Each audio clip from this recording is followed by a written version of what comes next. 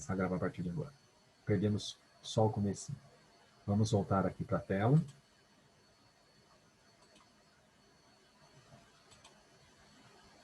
Então, voltando aqui, a gente só fez a introdução e estávamos exatamente... Vamos ver, esperar ele ampliar aqui.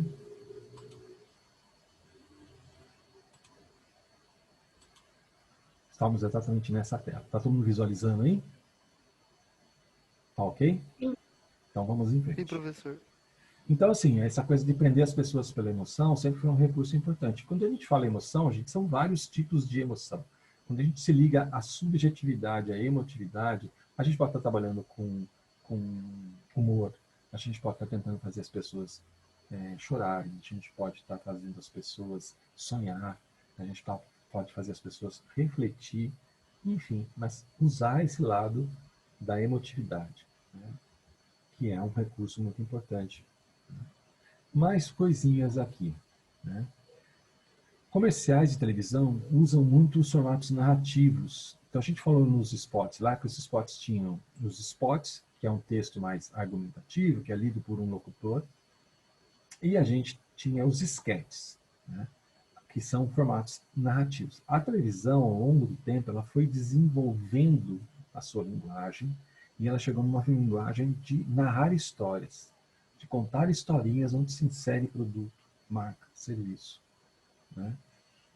Então, isso está muito ligado ao formato narrativo, né? E no formato narrativo, normalmente a gente tem os personagens, né?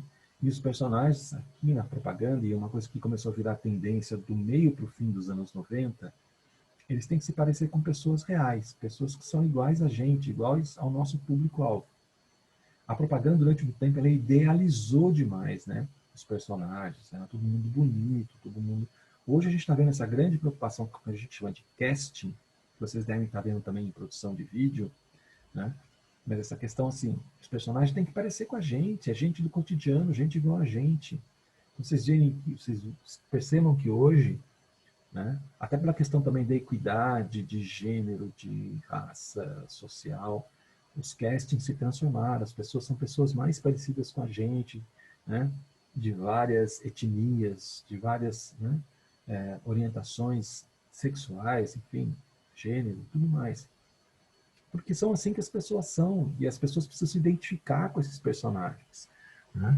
Então, na hora da gente conceber personagens, hoje a gente tem que estar muito ligado nesse aspecto, né, que os personagens têm que ser muito verdadeiros. Quando a gente cria uma narrativa, cria uma historinha, e a gente pensa nos personagens, a gente tem que pensar que esses personagens têm que ser muito parecidos com gente de verdade, eles têm que ser gente de verdade, né? A gente viu também um processo assim que as falas na televisão, elas estão sendo cada vez mais naturalizadas, né? Muito usando a linguagem do dia a dia, do coloquial, do jeito que as pessoas falam, né? Para que as situações fiquem verdadeiras, fiquem próximas, né? Muito próximas da realidade. Tá? E aqui também vai na linha do que o Washington disse lá, né? O comercial tem que ser agradável, ele também tem que entreter. O Washington Olivetti sempre defende isso, que o comercial também tem que ser entretenimento. Se ele está ali interrompendo o programa que a gente está assistindo, o conteúdo que a gente está assistindo, ele tem que ser tão bom quanto ou melhor. Então, ele também tem que funcionar como entretenimento. Tem que ser aquele comercial que a gente tem vontade de ver de novo, né? Então, isso aqui é importante. O comercial tem que ter essa capacidade de ser entretenimento também, né? Ser agradável de se assistir, de dar vontade de assistir novamente. Mais coisinhas aqui em relação ao que o comercial tem que tentar perseguir, né? Mas aí já na hora de redigir. Então a gente vai escrever para a televisão, né? E depois, como eu falei, a gente vai falar das técnicas, né?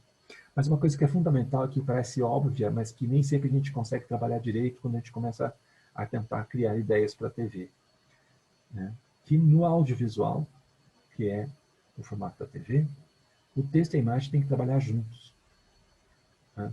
Eu não posso usar o áudio para explicar a imagem, né? E muito menos a imagem tentando substituir amplamente o áudio. Eles têm que se complementar, eles têm que ir, né? Mais ou menos aquela coisa do 1 mais 1 igual a 3 que a gente viu no anúncio impresso, Aqui, quando a gente fala na relação entre o que é imagem e o que é áudio no comercial de televisão, tem que ser muito bem construída, né, para que a gente não seja redundante, né, e sim complementar, né, que a gente forme uma terceira leitura quando a gente junta o áudio mais o vídeo. Tá? Então isso aqui é fundamental e não é muito fácil de fazer. No começo a gente apanha muito, a gente, né, talvez a geração de vocês menos, porque são gerações mais audiovisuais. Né? Mas há uma dificuldade muito grande quando a gente começa a ter as primeiras ideias para entender que esses dois elementos, que parecem tão óbvios e tão comuns, têm que trabalhar muito bem juntos. Uma coisa que é importante, isso aqui eu me lembro do Zaragoza, que era o Z da DPZ, uma das maiores agências brasileiras de todos os tempos. O Zaragoza falava sempre que a gente não pode falar muito, né? Embora o áudio, o texto seja importante, a gente tem que confiar nas imagens, a gente tem que confiar nos intervalos, nas pausas, nos silêncios e na capacidade do público de entender aquilo que a gente está passando para eles. Então a gente não precisa explicar tudo, né? É aquilo que eu falei, coloca uma imagem lá e o texto vai tentar explicar o que a imagem quer dizer. Isso é besteira, né? Isso é desrespeitar a inteligência do público. Então, isso está um pouco ou totalmente relacionado ao item anterior que a gente viu, né? Mas falar demais é desnecessário. A gente pode falar menos, né? Lembrar do que a gente falava muito no semestre passado, né? Em propaganda, menos é mais. Less is more. Aqui, inclusive, né? Então, às vezes, a gente deixar grandes pausas, grandes silêncios, né? Isso é muito usado no cinema, com cenas clássicas, né? Sensacionais, né? Então, é uma questão de linguagem, de narrativa que a gente pode e deve usar nos comerciais, né? Uma coisa que é bacana é a gente buscar sempre um toque de originalidade, né? Um elemento único que faça a gente permanecer na lembrança do consumidor. Então pode ser um bordão, ou seja, uma frase, pode ser um fechamento do comercial feito de um jeito inusitado, diferente, pode ser a caracterização de um personagem, né? Podem ser várias coisas, mas o ideal é que quando a gente está buscando uma ideia, que a gente pense em encontrar pelo menos um ponto de originalidade ali. Um ponto que faça aquele comercial, mesmo que ele não seja tão brilhante do ponto de vista criativo, mas que faça ele se destacar dos demais. Ele tem um elemento ali que é único e que vai ficar na memória das pessoas. Tá? Tem fórmula para fazer isso? Não. Mas é uma coisa que a gente tem que buscar construir. Tem que tentar descobrir o que a gente pode colocar ali que faça esse comercial, né, ser diferente dos outros. Às vezes é um único elemento que a gente coloca ali e que faz ele, né, se destacar e ser lembrado. Vamos em frente.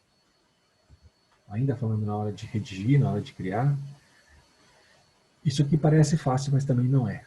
É fazer do produto a grande estrela do comercial. Acho que todo mundo conhece aquela situação em que a gente lembra do comercial, mas não lembra o produto. Se a gente lembra o comercial, mas não lembra o comercial não funcionou. De fato, ele não funcionou. Ele pode ser legal, ele pode ser divertido, ele pode ser interessante, ele pode ser emocionante, mas se eu não lembro qual é o anunciante, ele não funcionou de fato. Então, o uso da emoção, da narrativa, da história, ela tem que estar a serviço do que a gente está anunciando. Se a pessoa não lembra quem é o anunciante, a nossa mensagem simplesmente não funcionou, né? Então, isso aqui é importantíssimo, importantíssimo, e não é tão fácil de fazer quanto parece, né? Assim como no rádio, na TV, a gente tem limitação de tempo. Tá? Então a gente tem que escolher bem as palavras. E, de novo, se um comercial tem 30 segundos de duração, ele não pode ter 30 segundos de texto, ainda mais na televisão. De jeito nenhum.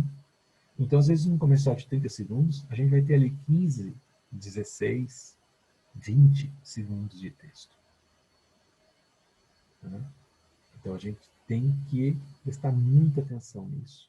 Em como a gente vai construir diálogo, como a gente vai construir narração, locutor, né?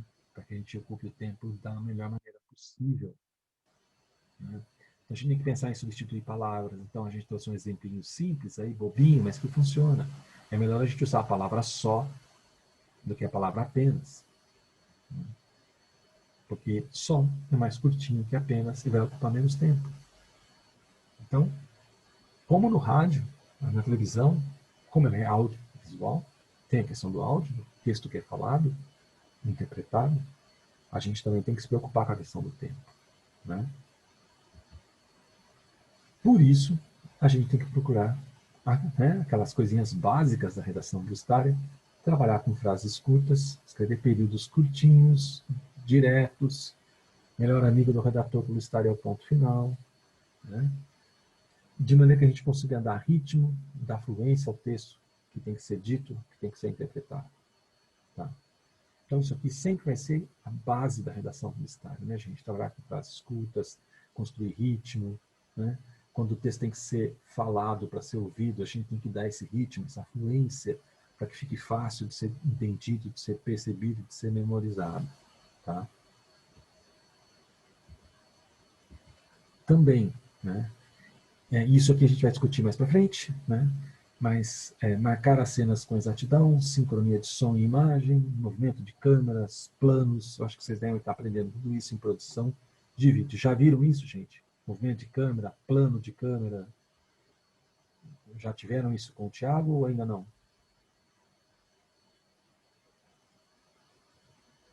O pessoal tá dormindo hoje. Estamos tendo, professor. Isso aqui é muito importante na construção da própria linguagem, né? Do que a gente quer passar, de como a gente quer transmitir a mensagem. Né? E o redator tem que entender disso. Tá? Por isso que é muito bom para o redator, assim como eu falei lá que no rádio é bom a gente ter referência musical, né? Bastante referência sonora, tal. Quando a gente vai criar para televisão, a gente tem que ter muito referência audiovisual. Né? E aí o cinema ajuda muito, gente. Ajuda demais. Mas também as minisséries, os documentários, as novelas, toda a forma de audiovisual que a gente puder consumir. Né? Mas a gente tem que ter curiosidade para consumir essas coisas, para a gente aprender essa linguagem, a gente observar essa linguagem. Né? E a gente então poder usar isso, né, na hora que a gente for contar uma história para um produto, criar uma história para um produto. Se eu conheço essa linguagem, se eu estou habituado com essa linguagem do audiovisual, né, ok. E aí, como eu disse, vale consumir tudo, desde novela mexicana, né, até grandes filmes, né, grandes produções, grandes roteiros aí que foram produzidos no cinema.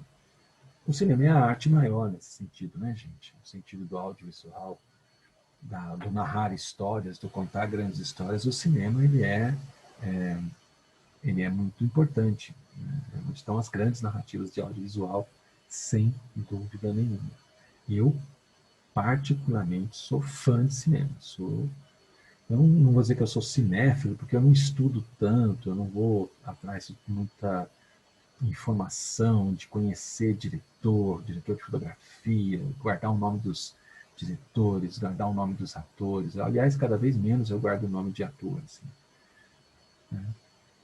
Principalmente os da nova geração, né? A gente vai meio que ficando desatualizado, infelizmente, né? Mas eu gosto demais de cinema. É uma coisa que eu estou sentindo, nossa, muita falta de uma sala de cinema agora. Eu gosto de cinema mesmo, de ir lá na sala assistir. É legal assistir em casa também, tem aí agora os streams, tal. Você vê muita coisa legal na televisão, enfim, tudo bem. Mas para mim a experiência do cinema é insubstituível.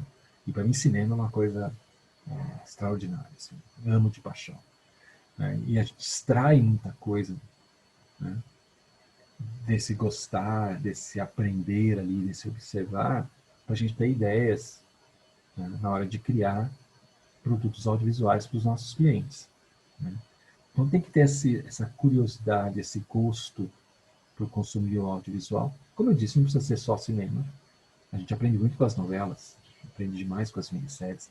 É, a gente tem que admitir, né? A Globo faz minisséries fabulosas, né? Com ótimos roteiros, ótimas ideias, muito bem produzidas, né? Ótimos roteiros, ótima linguagem de cena, muita coisa boa. Aquilo que eu falei, a televisão brasileira é muito boa. Tá?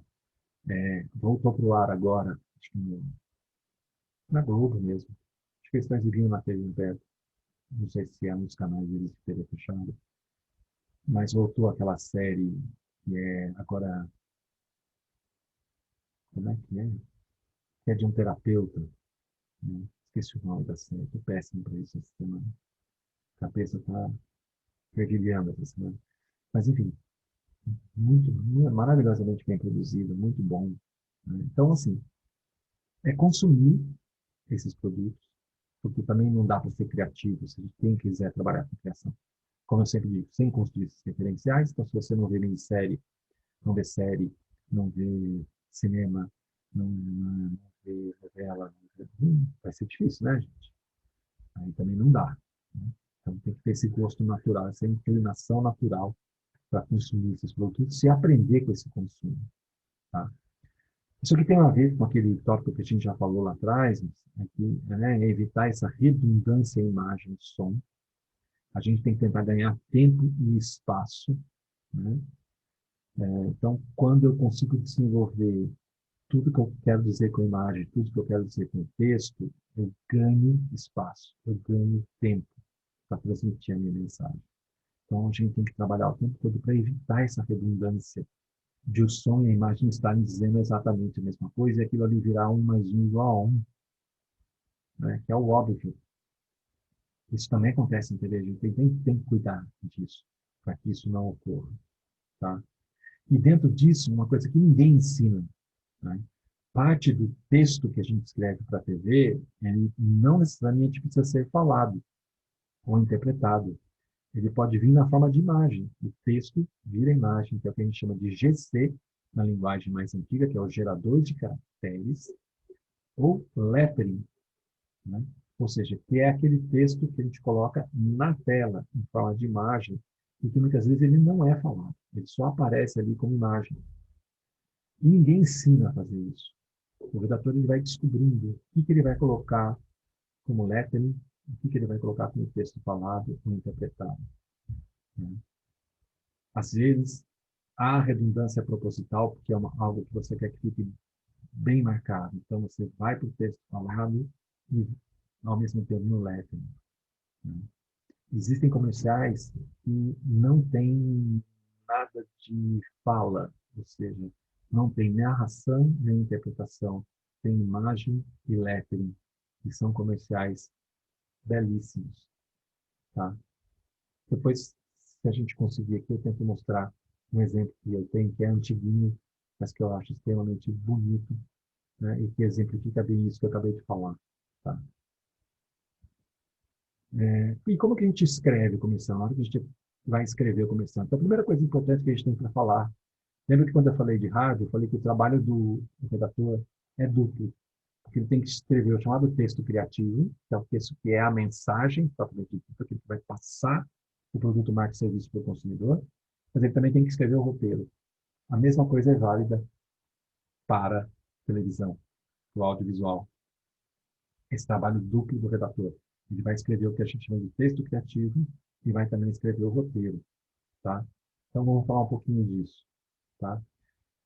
Existem três possibilidades, três maneiras que a gente pode roteirizar um comercial de televisão, na hora que a gente vai escrever, tá? Existe o sistema de duas colunas, que é semelhante ao do rádio, só que é invertido, tá? No sistema de duas colunas para a TV, que é muito, muito pouco utilizado hoje em dia, né? A gente tem o que é texto do lado esquerdo e o que é imagem do lado direito da coluna. Você tem, né, uma coluna, duas colunas. Do lado esquerdo, você tem o que vai ser falado, que é texto. E do lado direito, você vai descrever o que é imagem. Então, esse sistema de roteirização, de roteiro de comercial de televisão, também é um roteiro em duas colunas, tá? Mas que é muito pouco utilizado. Já foi muito utilizado, hoje é bem menos utilizado, é o storyboard, tá? Que vem de uma prática do cinema americano, que é do shooting board. O que é o storyboard? Ele é um roteiro ilustrado, é um roteiro desenhado, onde a gente coloca o texto completo e a gente divide, né, as ilustrações, né, de acordo com a sequência de cenas que a gente quer gravar. Então, a gente basicamente desenha cada uma das cenas que a gente quer que aconteça no comercial. E isso é feito no cinema. O cinema americano tem essa tradição, alguns diretores levam isso muito a sério, inclusive, de desenhar cena por cena. Né? Um deles é o George Lucas, que fez, entre outras coisas, Star Wars. Star Wars tinha desenho de todas as cenas. Era tudo desenhado. Inclusive tem um livro que eu vi uma vez numa livraria em São Paulo, livraria da Vila, que custava uma fortuna e trazia os desenhos originais feitos de forma artesanal, artística, de cada uma das cenas. Né? São os shooting boards, né, de Star Wars. Tá? E isso foi para a televisão, para a criação de comerciais, no formato de storyboard. Parece uma história em quadrinho do filme. É bem isso, gente. É uma história em quadrinho do filme. Então, né, storyboard é um filme contado em quadros, um roteiro desenhado. Como eu disse, eu lembro uma história em quadrinhos sem balões. Tá? Mas tem uma diferença importante aqui. Apesar da semelhança de linguagem e recursos gráficos, uma história em quadrinhos é a realização definitiva de um projeto. Né? Você desenhou, aquilo é o quadrinho, é a história em quadrinho. O storyboard ele é apenas uma etapa intermediária na visualização de algo que será realizado em outro meio, ou seja, no filme, né? Aquilo serve de, né, algo intermediário para que aconteça depois, que é a função do roteiro. Então, o storyboard é uma forma de você roteirizar o seu comercial. Tá? O storyboard é um desenho ferramenta, né, um auxiliar do cineasta ou do produtor, ou de quem está querendo passar aquela história. Tá? Aí eu trouxe um exemplozinho aqui de um comercial, né, não é um comercial internacional, né? Mas aí está o que é um storyboard. Você tem cada uma das cenas aqui, olha, como que você quer que aconteça, começa com, né, as cadeiras aqui vazias, chega aqui o nosso amigo torcedor, ele se senta ali, começa a vibrar, aí a gente tem uma tomada mais aberta que mostra que, né, ele está praticamente sozinho ali, a ceninha fechada, né? Aqui a gente vai contando a historinha, olha que o jogador aqui senta do lado dele, tá? E vocês estão vendo que aqui embaixo, olha, de cada cena tem um texto escrito. De cada uma não, né? Mas de algumas delas. Isso aqui é o áudio. Esse é o texto que vai para o áudio. Tá? Então isso é imagem, perdão, cadê meu mouse? Aqui é imagem, embaixo é texto. Então é assim que a gente faz storyboard. Existe essa possibilidade de a gente fazer numa página só, toda uma sequência, e algumas agências, na era de ouro, porque o storyboard foi muito usado, eles faziam um desenho em cada prancha, iam contando a história, virando as pranchas, passando os desenhos, explicando como é que é seu comercial. Tá? Existem alguns filmes de cinema antigo que mostram o trabalho dessa agência de propaganda, mas eu não sei nem se no Mad Men tem alguma cena desse tipo, mas que era muito comum se fazer assim, escrever, fazer storyboard assim. E tinham ilustradores nas agências que trabalhavam só para fazer os storyboards. Essa é uma arte que se perdeu com o tempo, infelizmente. Storyboard ainda é usado, mas é cada vez menos usado. Tá? Então, a gente tem 3 possibilidades de roteiro, falamos de 2, o roteiro em 2 colunas, texto do lado esquerdo, imagem do lado direito, storyboard, que você faz como se fosse uma história em quadrinhos do seu filme. Né? E a terceira possibilidade, que hoje é a mais praticada pelo mercado, é o que a gente chama de roteiro de texto corrido, que a gente viu também nos spots. Né? A gente conta a história em um texto único. Né? A gente pode explicar planos de câmera, ângulo de câmera, movimento de câmera, mas não necessariamente. Hoje é muito raro. Tá? Ela é a forma mais praticada hoje em roteiros de comerciais de TV. E aí, de novo, assim como a gente falou no rádio, a maior parte das agências hoje trabalha com roteiro em texto corrido também para roteirizar ideias de comercial de televisão. E assim como eu falei no rádio, o que é importante aqui então? As chamadas reuniões de pré-produção. Uma vez que aprovou o filme, o cliente aprovou a ideia do filme, aprovou o orçamento de produção, vai se reunir, via de regra, a agência e a produtora, eles vão discutir o roteiro, eles vão discutir com a dupla de criação, o que a dupla imaginou para aquele filme, como é que eles estão vendo aquele filme na cabeça deles. A dupla vai passar as referências para quem vai produzir, para quem vai dirigir, né? Para que a partir então da leitura do roteiro e dessa troca de ideias, né, tente então, né, os dois lados tentem então executar a ideia da maneira, né, como é que ela foi imaginada para acontecer, tá? Então, ela é a forma mais praticada, né? Cada vez menos se dá detalhe num roteiro em texto corrido, não se fala em posição de câmera, ângulo, movimento, nada. Simplesmente se conta a história, se escreve os diálogos, né? E aí se vai para uma reunião de pré-produção discutir, então, como que vai ser feito esse comercial. Então, as reuniões de pré-produção, elas são importantíssimas, né? Uma vez que, como eu disse, cada vez mais as agências usam única, quase que exclusivamente, o roteiro em texto corrido, tá? E aí, como eu falei, duas dicas norte-americanas. Os norte-americanos, eles pesquisam, eles estudam demais os comerciais de televisão. Agora, talvez menos, né? Mas até ali, o início dos anos 2000, que a televisão foi muito forte, né? Eles faziam muita pesquisa para tentar entender como era o funcionamento dos comerciais de televisão. Então, primeira coisa, que eu falei para vocês, né, lá atrás, que os primeiros segundos são decisivos. Os 4 primeiros segundos de um comercial são decisivos para conquistar a atenção do target. Se você não conquistou a atenção do cara em 4 segundos, você não vai conseguir mais. Via de regra, já era. Tá? Não à toa lá os comerciais no YouTube, né? Você tem quanto que é? Acho que 5 segundos, né? Para abandonar o comercial, para pular o comercial. Porque é o tempo realmente que a pessoa vai se interessar ou não pela sua ideia, pelo seu filme. Tá? Você sabe que a maior parte dos vídeos do Facebook, eles são assistidos por até 3 segundos. E depois a pessoa abandona.